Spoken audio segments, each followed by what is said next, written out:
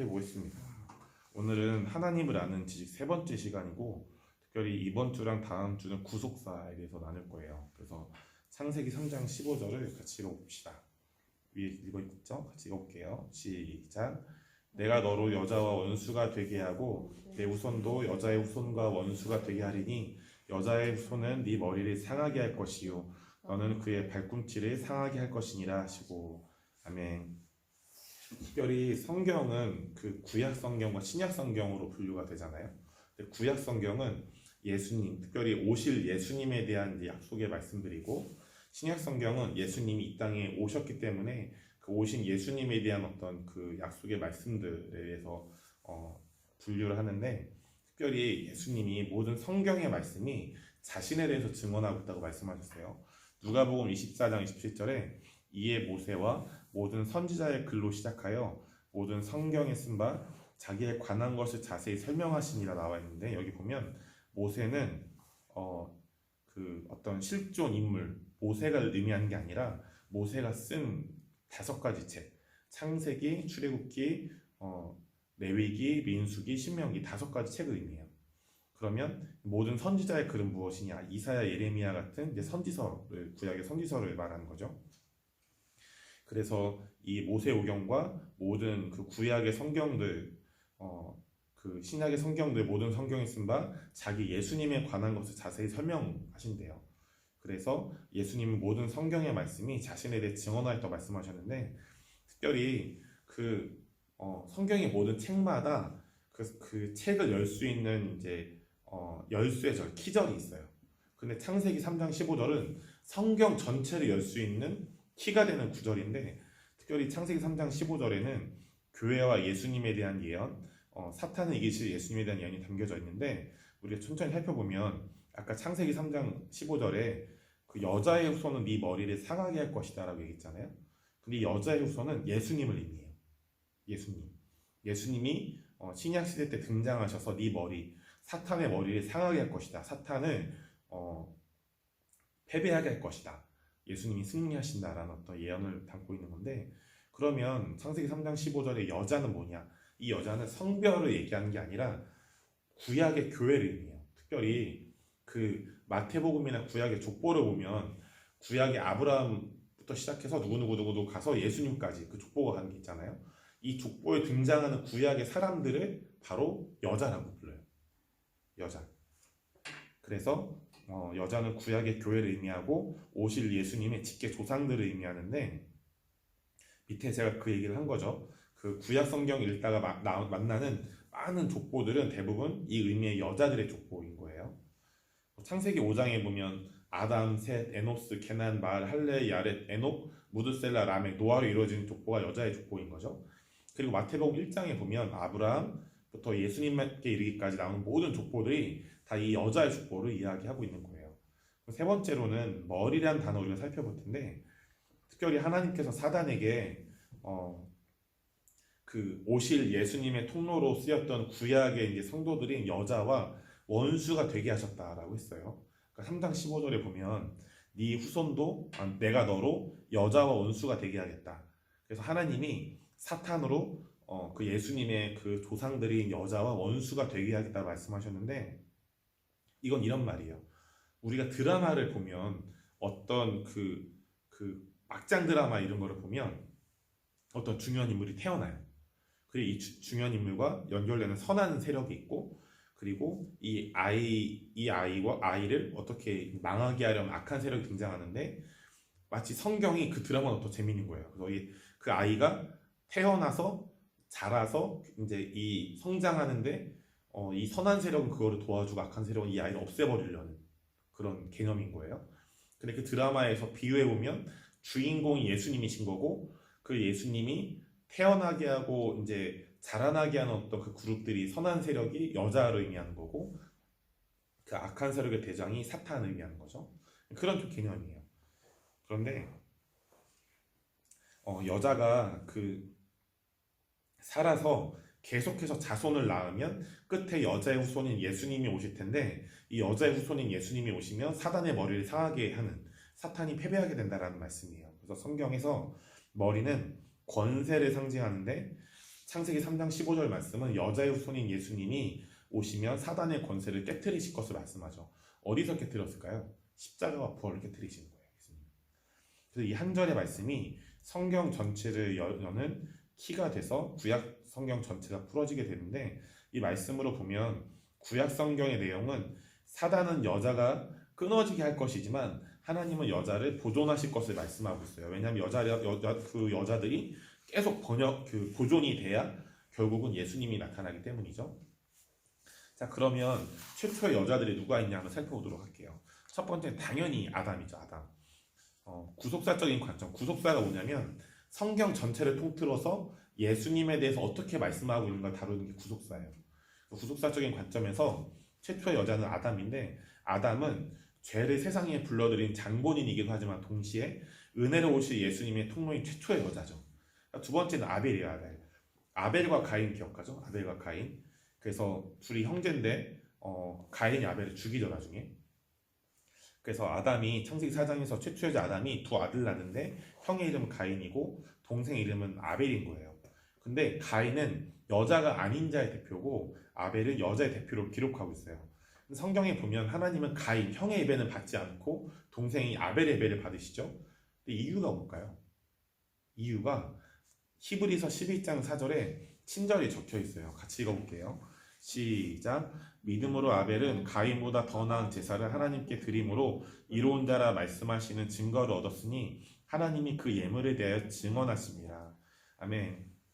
여기 보면 하나님이 그 예물, 아벨과 그 가인이 하나님께 드릴 예물에 대해서 증언하셨다고 나와 있어요. 그러니까 이런 개념인 거예요. 하나님이 아벨과 가인을 앉혀놓고 이렇게 설명해 주는 거예요. 너희가 이 예물을 드림으로써 하나님을 나를 예배하게 된다. 그런데 이 예물은 아주 오랜 시간 뒤에 올 내 아들 예수를 의미한다. 그래서 너희가 어떻게 예배를 드려야 되냐? 이 아들 예수를 내가 나중에 죽여서 너희의 죄를 깨끗하게 할 텐데, 그래서 너희도 흠없는 동물을 죽여서 나에게 예배를 해야 한다라고 주님이 그 가인과 아벨을 앉혀놓고 설명하셨다는 거예요. 하나님이 그 예물에 대하여 증언하십니다. 아벨과 가인 앉혀놓고 설명하셨다는 거죠. 그런데 이제 우리가 성경 잘 알지만 하나님은 아벨과 가인을 앉혀놓고 이렇게 설명해 주셨다고 했잖아요. 어떻게 예배를 드려야 될지. 근데 가인은 하나님이 말씀하신 대로 그 예물을 드리지 않았던 거예요. 그런데 아벨은 어떻게 했냐? 아벨은 이것을 믿음으로 하나님께서 말씀하신 그대로 믿고 그대로 제사했다는 것이죠. 그런데 너무 중요한 게 있는데, 여기 보면 그 히브리서 11장 4절에 믿음으로란 단어가 나와 있죠. 믿음으로. 그래서 이 믿음으로란 단어는 여러 가지가 이렇게 복합되어 있어요. 근데 중요한 건 뭐냐면, 첫 번째 의미는 아벨은 하나님의 말씀을 그대로 믿고 순종했다라는 의미가 있고, 두 번째는 이 자기가 드릴 예물이 예수님을 의미한다를 믿고 드렸다는 의미도 돼요. 이 두 가지가 다 포함되어 있어요. 근데 아벨은 그렇게 했지만 가인은 하나님의 말씀을 믿지 않았고, 이 예물이 더 구체적으로 보면 예수님이 라는 것을 믿지도 않았던 거예요. 그래서 아벨은 그 여자의 대표고 가인은 여자의 대표가 아닌 그 자들의 대표인 거죠. 그래서 그 아벨이 그렇게 예배했기 때문에 하나님은 아벨 예배를 받으시고, 가인은 자기 맘대로 또 하나님의 말씀에 순종하지 않고 자기 맘대로 예배를 드렸고, 이 예물이 예수님에 대한 것이다 믿지 않았기 때문에 하나님은 아벨 예배를 받으시고 가인 예배는 받지 않으셨던 거예요. 자, 그러면 그리고 나서 가인이 아벨을 죽이잖아요. 근데 아벨이 죽으면 하나님의 관점에서 보면 여자가 없어져서 분명히 주님이 하나님은 여자들을 통해서 내 그 여자의 후손인 예수를 보내겠다고 약속하셨죠. 근데 여자인 아벨이 죽었어. 그러면 하나님은 이 여자의 후손을 태어나기가 굉장히 어렵잖아요. 막장 드라마 같은 거예요. 그러니까 주인공을 낳아야 되는 엄마가 죽은 거야. 근데 하나님은 진짜 그 역전 하나님이신 게, 그래서 창세기 4장 25절에 복을 주세요. 어떤 복을 주시냐면, 아담이 다시 자기 아내와 동침하며 또 애를 또 낳는 거예요. 그가 아들을 낳아 그 이름을 셋이라 하였으니 이는 하나님이 내게 가인이 죽인 아벨 대신에 다른 씨를 주셨다미며라 나와 있는데, 이 셋이라는 아들이 등장하죠. 셋이라는 그 말은 히브리어로 쉐트라고 해요. 쉐트. 쉐트가 무슨 뜻이냐? 무엇 대신에란 뜻이 있는 거예요. 영어로 instead of. 기억하시죠? instead of. 근데 이 왜 아담이 이 새로운 아들 이름을 셋이라고 지었냐면 이런 거예요. 아벨이 죽어서 그 여자가 죽었죠. 그 여자가 끊어졌는데 하나님은 아벨 대신에 셋의 여자를 주셔서 여자의 후손이 예수님께서 오실 길을 열어주셨던 거예요. 그래서 그 셋이라는 그 이름 무엇 대신에라고 이름을 지었던 건 셋아 너는 아벨 대신에 태어난 자녀야 라는 의미인 거예요. 아벨 대신에 넌 아벨 대신에 태어난 여자이다 라는 의미인 거죠. 그리고 이제 그 셋도 창세기 4장 26절을 보면 셋도 아들을 낳고 그 이름을 에노스라고 하였으며 그때 사람들이 비로소 여호와 이름을 불렀더라. 셋도 아들을 낳아요. 와, 징후로 보면 굉장히 엄청난 집안인 거죠. 아들 딸 없어. 계속 하는 거죠. 근데 아들을 낳는데 그 아들 이름을 에노스라고 했어요. 에노스라는 이름은 약하다, 병들다, 고칠 수 없다 라는 뜻이 있어요. 이게 무슨 말이냐면 그 여자의 후손은 굉장히 쉽게 말하면 직계 혈통, 좋은 혈통이잖아요. 근데 셋이 아들을 낳으면서 무언가를 느낀 거예요. 뭐냐면 셋의 자손은 여자의 후손이죠. 근데 가인의 후손은 여자가 아닌 자들의 후손이죠. 쉽게 말하면 셋의 그 혈통은 약간 의인 느낌인 거예요. 의인. 근데 가인 혈통은 죄인 느낌인 거예요. 근데 셋이 에노스를 낳으면서 이렇게 아들 낳으면서 뭘 느꼈냐? 나는 그 아벨 혈통, 그러니까 여자의 혈통인데 내 안에도 어떤 죄가 꼼추거리는구나.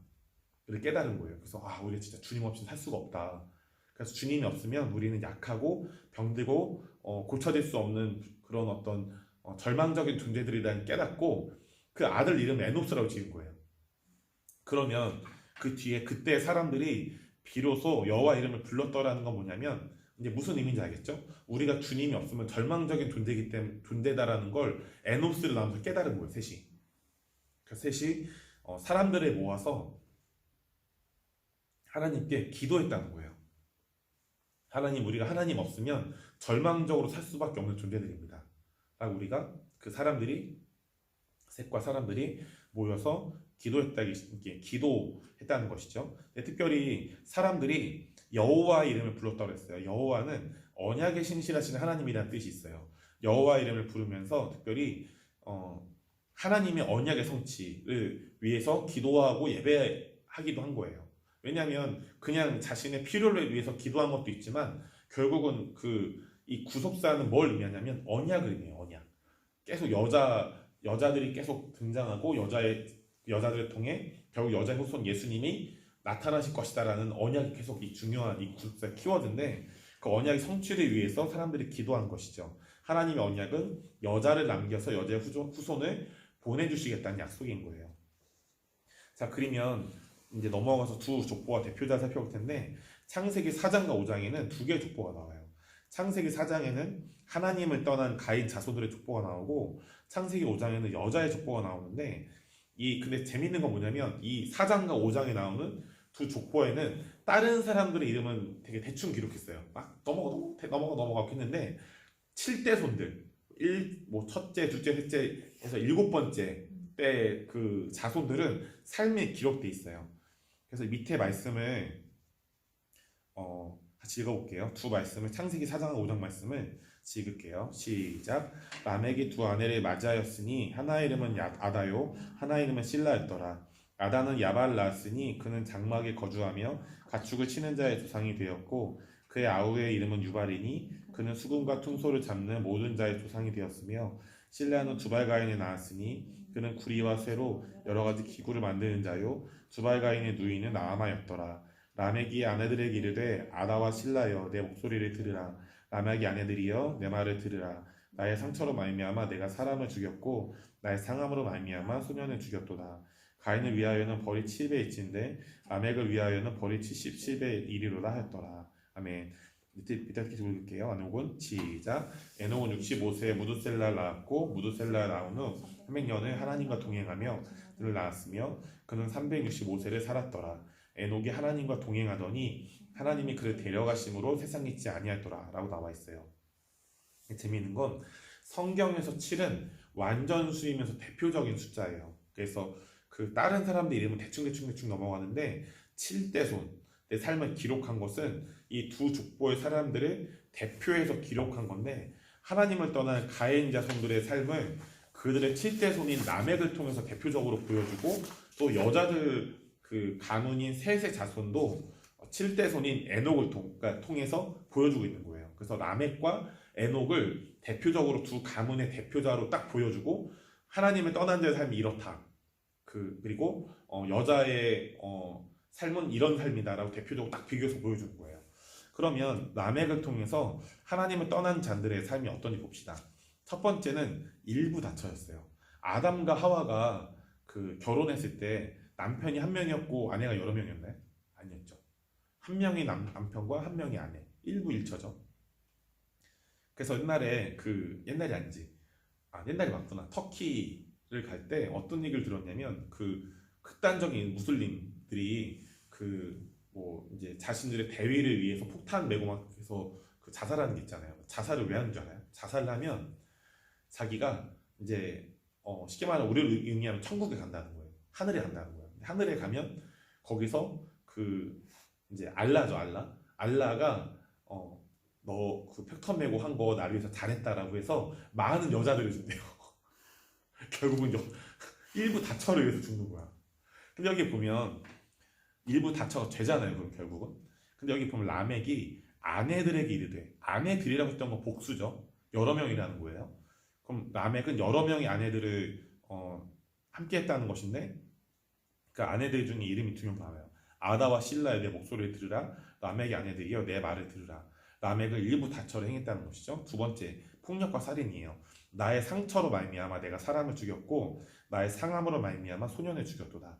일부 다처와 폭력과 살인이라는 이 두 가지 특징이 라멕을 통해서 보는 하나님을 떠나는 자들의 삶이 나타나죠. 그러면 반대로 에녹을 통하여 보는 여자들의 삶은 무엇인가? 첫 번째는 동행이에요. 하나님과 동행했다는 것이죠. 그 창세기 5장 21절 24절을 같이 읽어볼게요. 시작. 에녹은 65세에 무드셀라를 낳았고 무드셀라를 낳은 후 300년을 하나님과 동행하며 자녀들을 낳았으며 그는 365세를 살았더라.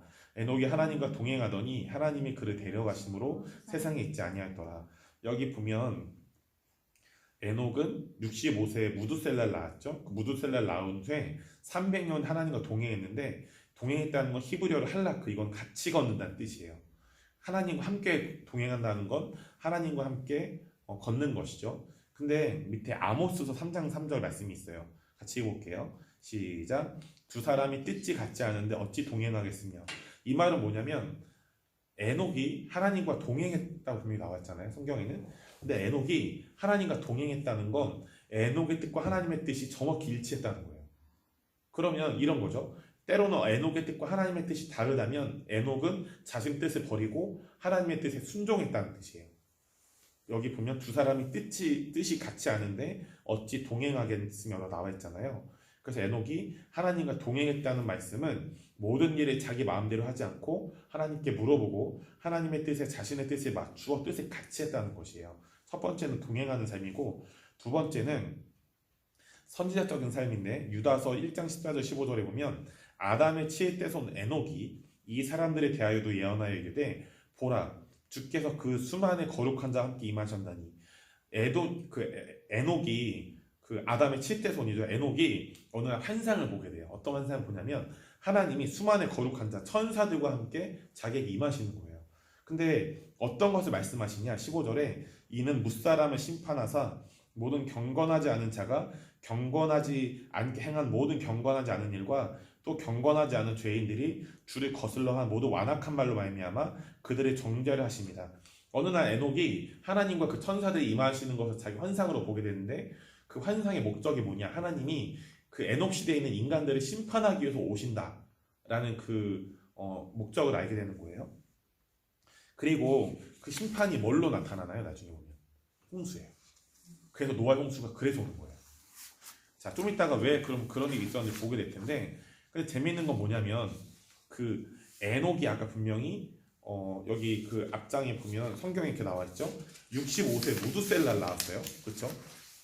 무드셀라를 낳았는데, 그리고 무드셀라 낳은 후에 300년을 하나님과 동행했어요.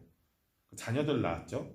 근데 이게 굉장히 중요한 의미가 있어요. 뭐냐면 65세 자꾸 발음이 얽히네. 65세 무드셀라 낳았는데, 이 무드셀라가 너무 중요한 게 이 홍수 심판이요. 그 성경에 보면 노아 시대 때 임하죠. 근데 노아 시대 때 언제 임하냐? 그 에녹의 자녀인 무드셀라가 죽는 해에 노아로 의미되는 그 홍수 심판이 임해요. 근데 이게 굉장히 체계적이에요. 왜냐면 무드셀라 이름의 뜻이 두 가지가 이제 이름이 합쳐져 있는데, 무트 더하기 샬라흐예요. 이게 더해져서 무드셀라가 된 건데, 무트는 죽는다라는 의미고 샬라흐는 보낸다는 뜻이에요. 무슨 말이냐면 그가 죽으면 심판을 보낸다는 뜻이에요. 무드셀라가. 그러니까 에녹이 그 아들을 낳는데 어느 날 이제 이걸 계시로 알게 된 거예요. 아, 이 아들이 죽으면 심판이 오겠구나. 그래서 이 아이의 이름을, 그래서 이 아이가 죽으면 심판이 온다라는 의미로 무드셀라라고 지은 거예요. 실제로 그 예언대로 돼요. 그 무드셀라가 죽는 해에 홍수 심판이 임하는 거예요. 그래서 에녹은 이 환상을 보고 사람들에게 이 심판에 대해서 예언했다고 아까 유다서에 나와 있는 거죠. 그래서 에녹은 하나님과 동행했고, 그리고 선지자적인 삶을 살아요. 자, 그러면 노아가 등장하죠. 우리가 잘 알고 있는 노아 아저씨. 자, 홍수 심판의 이유는 하나님의 아들들이 언약의 여자들과 결혼하지 않는 거예요. 무슨 말이냐면 밑에 창세기 6장 1, 2절 말씀이 있는데 같이 읽어볼게요. 시작. 사람이 땅 위에 번성하기 시작할 때 그들에게서 딸들이 나니 하나님의 아들들이 사람의 딸들의 아름다움을 보고 자기들이 좋아하는 모든 여자를 아내로 삼는지라. 자, 저를 보시면 아까 언약은 그런 거였죠. 여자들이 계속 살아남게 해서 여자의 후손을 통해 예수님이 오는 거. 그럼 여자들이 없어진다면 이 언약은 절대로 성공할 수 없겠죠. 성취될 수가 없겠죠. 예수님 못 오는 거예요. 근데 이 홍수 심판의 이유가 하나님의 아들들이 제대로 된 결혼을 안 했다는 거예요. 자, 여기 보면 아까 방금 읽었지만 하나님의 아들들이 사람들의 딸들의 아름다움을 보고 자기들이 좋아하는 모든 여자를 아내로 삼았대요. 자, 두 가지 죄가 있어요. 첫 번째는 일부 다처예요. 아까 그 일부 다처 죄라고 나와 있죠. 두 번째는 뭐냐? 이 하나님의 아들들은 아까 봤던 그 언약의 여자들과 결혼을 해야 돼요. 근데 지금 언약의 여자들과 결혼하지 않고 누구와 결혼했죠? 그냥 아름다운 여자들. 언약의 여자들과 결혼하지 않았기 때문에 홍수 심판이 오게 되는 거예요. 실제로. 왜냐하면 하나님이 볼 때는 아무 쓸모가 없거든요. 여자들이 아니면 아무 쓸모가 없는 거예요, 사실은. 자, 그럼 결과를 보면 창세기 6장 3절 4절을 같이 읽어볼게요. 시작. 여호와께서 이르시되 나의 영이 영원히 사람과 함께하지 아니하리니 이는 그들의 육신이 됨이라. 그러나 그들의 날은 120년이 되리라 하시니라. 당시 땅에는 네피림이 있었고 그 후에도 하나님의 아들들이 사람의 딸들에게로 들어와 자식을 낳았으니 그들은 용사라. 고대의 명성이 있는 사람들이었더라. 아멘. 여기 보면 그 세 가지 결과가 나오는데, 첫 번째는 아까 그 6장 1, 2절의 그 결과인 거예요. 하나님의 아들들이 언약의 여자들과 결혼하지 않고 그냥 자기들이 좋아하는 여자들, 이쁘고 아름다운 여자들과 결혼하니까 그 결과로 그 결혼한 것 때문에 세 가지 결과가 나오는데, 첫 번째는 3절에 보면 이는 그들의 육신이 됨이라고 나와 있어요. 이것은 무슨 말이냐? 아까 에녹은 하나님과 동행하는 삶을 살았죠. 이건 영적인 삶이에요. 그런데 하나님과 동행하는 영적인 삶이 아니라 육신적인 삶을, 쾌락을 추구하고 어떤 타락을 추구하는 육신적인 삶을 살아가게 됐다는 것이죠. 두 번째는 3절에 보면 성령을 거둬요. 성령을 이제 거두시게 되고, 여기 이렇게 나와 있죠. 나의 영이 영원히 사람과 함께하지 아니하리니. 그러니까 영적인 생활을 못하게 만드는 거야, 하나님이. 그냥 육신적인 삶만 살 수 있도록 만들어버리는 거죠. 성령을 거두시고, 세 번째는 네피림, 그 거인 족속도로 인해서 악육강식의 시대가 나타나요. 그런데 이 세 가지 악한 결과를 뒤집어버린 한 사람이 바로 노아인 거예요. 자, 그러나 노아는 여호와께 은혜를 입었더라. 이것이 노아의 조건이라. 노아는 의인이요 당대 완전한 자라. 그가 하나님과 동행하였으며. 의인이란 단어는 나중에 신약에 와서 예수님을 믿고 구원자와 주인으로 믿은 모든 사람이 의인이 되죠.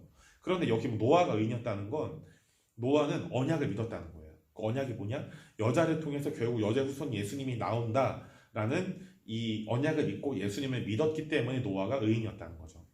자, 그리고 당대 완전한 자라는 그 단어가 등장하는데 완전하다는 히브리어로 탐임인데요. 도덕적으로 흠이 없고 온전한 자라는 뜻인 거예요. 그 당시 아까 그 창세기 6장 1, 2절에 보면 하나님의 아들들이 그 일부 다처로 막 이렇게 결혼을 하잖아요. 언약 여자들과 결혼하지 않잖아요. 그러다 보니까 도덕적으로 문제가 많이 일어났던 거예요. 뭔가 정결하지 않고 거룩하지 않은 문제들이 일어났는데 노아는 그런 문제가 없이 흠없고 온전하게 순결한 삶을 살았다는 것이죠. 그리고 노아는 하나님과 동행하는 삶, 그는 하나님과 동행하였으며로 나와 있는데 노아는 하나님과 동행하는 삶을 살았다고 나와 있어요. 넘어가 보시면 그리고 하나님께 은혜를 입었죠. 은혜는 히브리어로 hen인데요. 이 hen이라는 단어는 호의, 간섭이라는 뜻이 있어요. 그래서 노아가 하나님께 은혜를 입었다는 것은 노아가 하나님의 호의를 입었고 하나님께서 노아의 삶에 간섭하셨다는 거죠. 이런 거예요. 우리가 예수님을 믿으면 예수님의 은혜로 우리가 은혜로 예수님의 믿음으로 거듭나잖아요. 그럼 우린 자유를 얻죠, 그렇죠? 근데 우리가 자유를 얻는데 이 자유가 진짜 자유가 맞나 아니면 방종인가를 알아볼 수 있는 한 가지 기준이 있어요. 뭐냐면 이 은혜란 단어 해는 호의, 간섭이라는 뜻도 있잖아요. 하나님 우리를 자유케 하셨다면 우리를 간섭하실 수도 있어요. 인격적으로 하나하나. 근데 내가 예수님을 믿고 자유를 누리기 원하는데 하나님의 간섭은 받기 싫다. 이거는 방종이에요. 그런데 우리가 자유도 얻고 하나님이 인격적으로 막 하나하나 꼬투리 잡지 않으시잖아요. 인격적으로 간섭하실 수 있는 여지를 열어드리고 그 간섭을 받는 게 은혜에 합당한 셈인 거죠.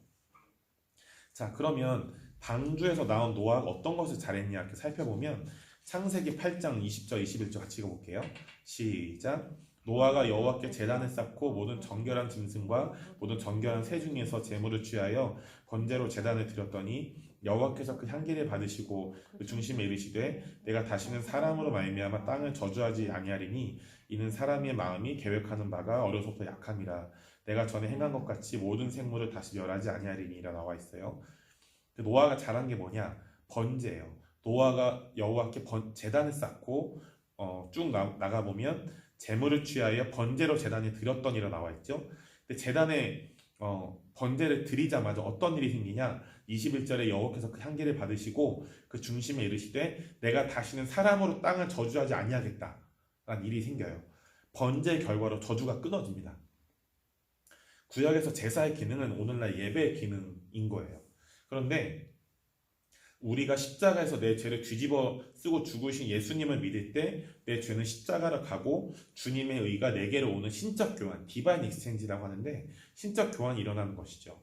그래서 우리가 우리의 모든 삶에 어떤 힘듦이 있고 고통이 있고 그리고 어려움들이 있다면 우리가 노아처럼 예배를 회복해야 하는 것이죠.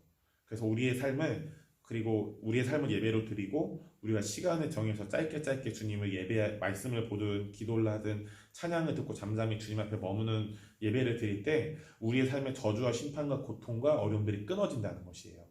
자, 두 번째, 번제 결과는 무엇이냐? 번제 결과는 하나님의 복을 받고 오게 돼요. 그렇게 아까 번제를 드리고 나서 창세기 9장 1절에 하나님이 노아와 그 아들들에게 복을 주시되 그들에게 복을 주시며 그들에게 이르시되 생육하고 번성하여 땅에 충만하라 나와 있죠. 근데 이 복은 제 사명의 복을 의미해요. 이 복은 예전에 하나님이 아담에게 주셨던 복과 같은 복인데 하나님은 다시 생육하고 번성하며 땅에 충만하라고 노아에게 축복하신 거예요. 그래서 이 말씀은 창조 목적대로 살지 못해서 망해버린 세상을 노아와 그 아들들을 통해서 하나님께서 본래 창조하신 세상으로 다시 이루시겠다는 것이죠. 그리고 이 복은요, 친밀함의 복이기도 해요. 여기 보면 밑에 창세기 9장 2절부터 4절 말씀이 있어요. 같이 읽어볼게요. 시작. 땅의 모든 짐승과 곤중의 모든 새와 땅에 기는 모든 것과 바다에 보는 물고기가 너희를 두려워하며 너희를 무서워하리니 이것들은 너희의 손에 붙였음이니라. 모든 산 동물은 너희의 먹을 것이 될지라. 채소같이 내가 이것을 다 너희에게 주노라. 그러나 고기를 생명되는 핏째 먹지 말 것이니라. 아멘. 제가 서울에 부모님 집에 가면 저희 엄마가 자주 하는 말이 있어요. 뭐냐면 저는 찌개를 되게 좋아해요. 국을 좋아합니다. 먹으면 되게 짭짤하고 맛있잖아요. 밥이랑 먹으면 꿀맛. 겨울날 먹으면 꿀맛. 여름엔 오이냉국, 겨울에는 따뜻한 국 먹는데 근데 서울 집에 이제 대전에 살고 있으면 내가 뭘 시켜 먹거나 해 먹지 않으면 국을 못 먹잖아요. 근데 부모님 집에 가면 엄마가 반드시 찌개를 나오고 국을 내와요. 근데 말이 안 맞아. 무슨 말이냐? 엄마가 자기가 쉬울 때는 나한테 목사님 이렇게 그냥 박경록 이러고 어려울 때 나한테 목사님 이러는데 꼭 그런 말 할 때마다 목사님은 국 많이 먹으시면 찌개 많이 드시면 살찌시니까 드시지 마세요 이래요. 근데 너무 좋은 말이잖아요. 어떤 땐 이런 일이 있었어요. 내가 너무 예전에 오래전 일인데 목사가 되기 전에 청년 때인데 감기 심하게 걸린 거예요. 근데 엄마가 그 전에 국 먹지 마. 너 국 먹으면 살쪄. 이거 봐 살쪘잖아. 배가 토실토실해. 막 돼지냐? 이렇게 막 이러는 거예요. 근데 너무 겨울에 몸살이 막 심하게 몸을 덜덜 떨고 있는데 엄마가 김치 전골을 해온 거예요. 너무 춥잖아요. 국물을 슬쩍 떠먹었는데 엄마가 숟가락으로 내 손목을 찌면서 밥 먹을 때 국물 먹지 말라 그랬잖아 이러는 거예요. 내가 너무 화가 나서 감기 걸렸다고요 감기 막 이렇게 대든 적이 있는데 근데 엄마의 말은 나를 벌하려고 하는 게 아니라 엄마니까 내 걱정이 건강돼서 네가 이거를 먹었으면 좋겠고 이걸 먹지 않았으면 좋겠다라고 이제 충고해 주신 거잖아요.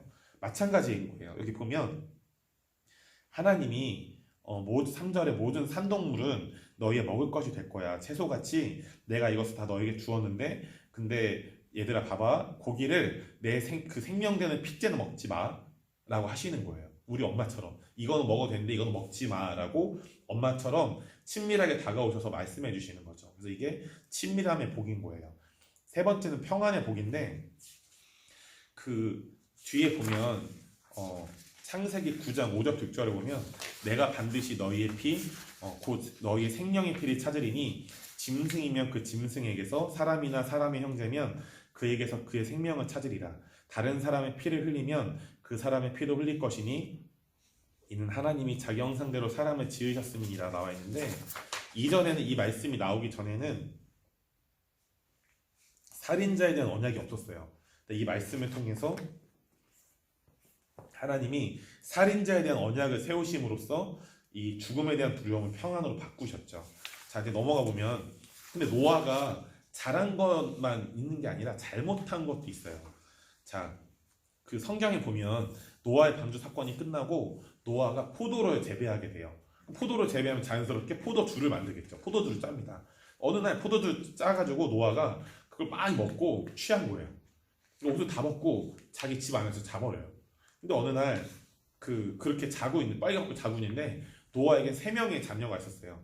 셈, 함, 야벳. 첫째가 셈, 둘째가 함, 셋째가 야벳. 셈, 함, 야벳인데 이 세 아들 중에 두 번째 아들 함이 집에 갔는데 아버지가 빨개 먹고 있는 거예요. 아버지 빨개 벗은 거 봤고 그리고 이걸 아버지가 빨개 벗은 건 깨달았고 그리고 판단하는 거죠. 어떻게 노아는 당대 의인이었다고 했잖아요. 이거를 그 아들도 알고 있겠죠. 우리 아버지 당대 의인이라고 했는데 어떻게 의인이라는 양반이 술 먹고 뻗어서 빨개 먹고 자고 있어? 이 말도 안 돼. 그런 동네에 떠벌리고 다녀요. 이거를. 우리 아버지가 빨개 먹고 술 먹고 빨개 벗었대. 노아가 당대한 완전한 의인인데 저렇게 자고 있어요. 빨개 먹고 있어요. 사람들 이래요. 근데 첫째 아들인 셈과 야벳은 함과 달리 아버지가 그렇게 벌거벗고 자고 있는 곳에 거꾸로 들어가요. 등지고 들어가요. 성경에 보면. 노아가 자고 있으면 제가 그 셈이 야벳이 이렇게 등지고 들어가서 아버지를 등지고 아버지 벌거벗은 것을 이렇게 안 보고 덮어줘요. 안 보는 거야. 덮어주고 다시 이렇게 아버지를 안 보고 나와요. 그 노아가 이거 깨서 알게 된 거예요. 어떤 얘기냐? 노아가 함 둘째 아들 그 막 떠벌리고 다니는 아들은 저주해요. 넌 저주를 받을 것이다. 니네 자손도 저주를 받을 거야. 근데 아까 그렇게 자기를 돌아보지 않고 이렇게 자신의 부끄러움을 보지 않고 옷을 덮어주고 다시 나갔던 셈과 야벳은 여자가 되는 셈에게 여자가 되는 복. 아까 그 여자 기억하시죠? 여자가 되는 복을 주고 야벳에게는 창대케 되는 복을 주시는데 이 함은 저주를 받게 된다고 그랬잖아요. 근데 성경에 보면 출애굽기가 끝나고 여호수아 넘어가면 그 이스라엘 민족이 가나안에 가서 7족속이랑 싸우죠. 그 7족속의 아버지가 함이에요. 7족속의 아버지가 함인데 결과적으로 그 가나안은 아버지는 함으로부터 내려가는 저주를 끊지 못해서 형제들 중에 가장 비천한 종이 될 것이다 라는 노아의 저주의 예언이 후에 이루어지게 돼요.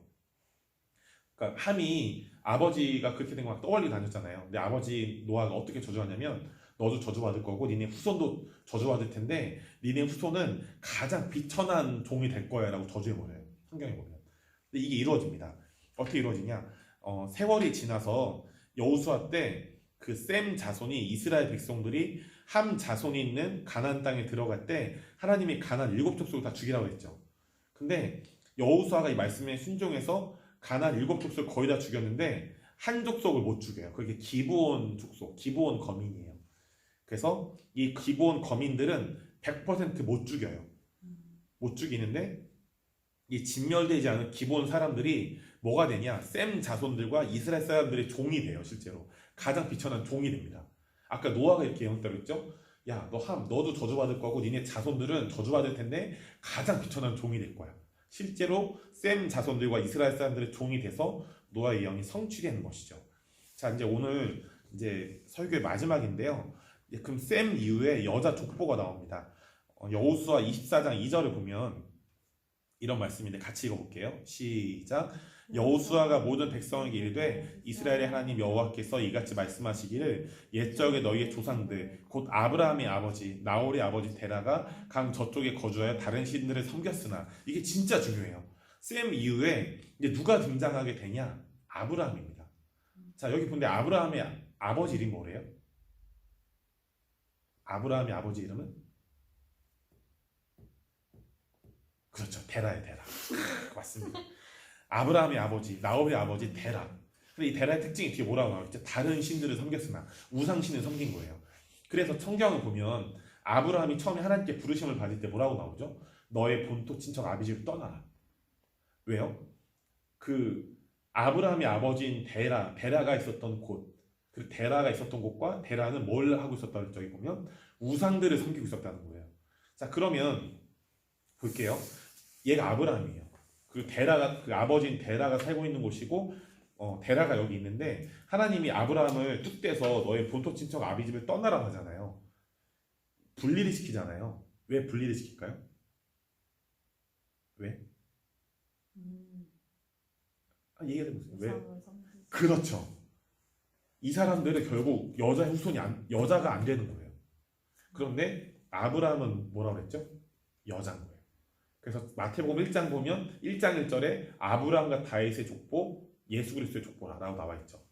아브라함과 다윗의 자손 예수 그리스도의 족보라. 아브라함은 여자로 택함 받아야 됐던 거예요. 근데 이 택함 받은 그 여자로 택함 받은 아브라함이 그 갈대아 우르, 여기 쉽게 말하면 아버지인 데라가 살고 있던 곳, 우상을 섬기던 곳에 계속 살게 되면 여자의 후손이 잘 연결이 안 되는 거예요. 여자들이 안 나오게 되는 거예요. 그러니까 분리시키는 거죠. 그러니까 성경을 보면 하나님은 여자의 후손과 여자들과 여자들이 아닌 자들을 되게 엄격하게 분리시켜요. 이걸 성경에서는 거룩이라고 불러요. 거룩. 여자들과 여자가 아닌 자들을 분리시켜요. 왜냐하면 여자들을 계속 살려서 여자의 후손인 예수님을 나타나게 하려고. 그런데 이 여호수아서 24장 2절을 보면 창세기 6장 때 아까 타락이 왔잖아요. 그 하나님의 아들들이 뭐 딸들을 취해서 이렇게 성적인 타락이 일어나잖아요. 그런데 창세기 6장에서 성적인 타락이 일어났는데 이때는 종교적인 타락이 일어났어요. 어떤 타락이죠? 우상을 섬긴다는 거예요. 창세기 12장 1절에 보면 하나님이 아브라함을 불러내시는데 이것은 여자를 남겨서 여자의 후손을 보내주시겠다는 약속을 지키시기 위해서인 거예요. 그래서 아무도 하나님께서 구원의 약속을 지키시는지 관심을 가지지 않는다고 할지라도 하나님은 홀로 구원을 통해 일해 가시는 거죠. 특별히 제가 이 구속사 이제 오늘 메시지가 여기까지인데 다음 시간에는 이것과 이어서 구속사 2를 할 거예요. 특별히 제가 구속사 메시지를 준비하면서 그 부산에 계시는 양결 목사님 제 구속사라는 책을 많이 참고했는데 제가 좀 꿈을 꿨어요. 지지난주 토요일 날 어떤 꿈을 꿨냐면 그 양결 목사님이 꿈에 나오셨는데 제 양결 목사님이랑 너무 즐겁게 교제하고 있는 거예요. 근데 그분이 저한테 또 먹을 거를 주셨는데 그 먹을 거 제가 냠냠냠 맛있게 행복하게 막 먹으면서 행복함 느끼고 꿈을 깼어요. 이게 무슨 의미인가 살펴보니까 어떤 의미가 있는지를 보게 됐냐면 양결 목사님도 포함되고 어떤 사도적인 리더들의 어떤 영적 유업을 그 먹는 것이 그분이 저한테 준 먹은 것이 영적 유업을 의미하는 거예요. 영적인 그 사도적 리더들의 선지자적 리더들의 영적 유업을 풍성히 먹고 누리다 보면 그것이 그 유업들이 저에게 장착이 돼서 이것들을 다음 세대에게 흘려보낼 수 있다는 것이죠. 너무 감사한 게 이거를 보면서 와 정말 그 구속사가 너무나 정확하고 엄청나다는 걸 깨닫게 됐고, 특별히 우리가 이 구속사 말고도 그 이후에 이제 하나님 아는 지식의 메시지들이 계속 나오는데, 이 메시지들을 통해서 이 꿈의 내용과 같이 영적인 유업을 풍성히, 아비 세대 유업, 영적 유업들을 풍성히 받고 흘려보내는. 근데 이게 어디 나오냐면 아브라함 때 이게 나와요. 이삭 때 이게 나와요. 이삭이 자기 아버지가 죽고 자기 우물을 파러 가죠. 근데 자기 우물을 파러 갔는데 자기 아버지 때 아버지가 파놓은 우물들이 있는데 그 막혀 있는 거예요. 그래서 이삭은 자기 힘으로 자기 우물만 파도 되는데 굳이 아버지의 우물을 막혀 있는 건 다시 파요. 그 이후에 자기 거를 파요. 이게 무슨 말이냐? 아버지의 영적인 유업들을 받아서 자기의 유업들을 또 이제 세워간다는 의미인 거예요. 그래서 우리가 이 구속사와 하나님을 아는 지식, 설교, 메시지들, 또 예배를 통해 오는 기름 부음과 그 모든 것들을 통해서 아비 세대 영적 유업들을 받고 흘려보는 우리가 됐으면 좋겠어요.